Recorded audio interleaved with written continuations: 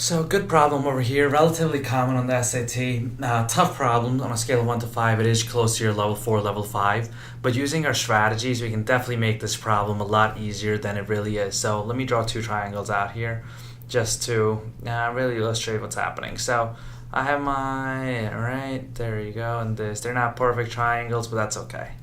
Let's get rid of that. Now I'm back to my pen. Okay, so now my height, my base, my height of this one, now my base of this one, and really I'm going to have an original area over here, and I'm going to have an area after all the changes that's happening. So our strategy hypothetical testing is, if they don't give us concrete numbers to work with, make those numbers up. The problem never tells me original height or an original base, so I'm going to make my height to be 20, and I'm going to make my base 10.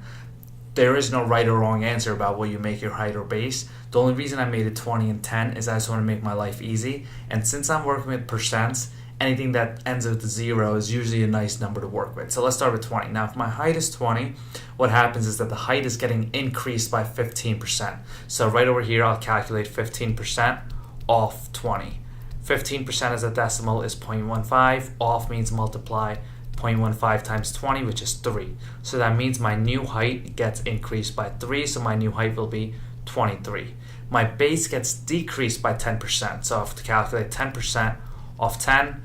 10% is 0.1 times 10, which will give me 1. So that means my base gets decreased by 1, so my new base is 9.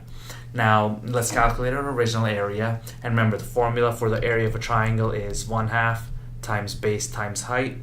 And so that will be 20 times 10 is 200, and 200 times 1/2 will be 100.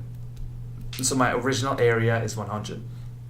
Now my new area is going to be 23 times 9 times 1/2, which will give me 103.5. So my original area is 100, but after all the changes, my new area is 103.5. The question was saying, what do these changes do to the area of the triangle? Right away, I can cross out answer choice C and D, because C and D is saying it decreases. I'm left with A and B. So now, does that increase by 3.5%, or does that increase by 5%? It's easy to see with those numbers. It does increase by 3.5%. A 5% increase would be 100 increasing by 5, which is not what it is. It increased by 3.5% because 3.5% of 100 is 3.5, making my answer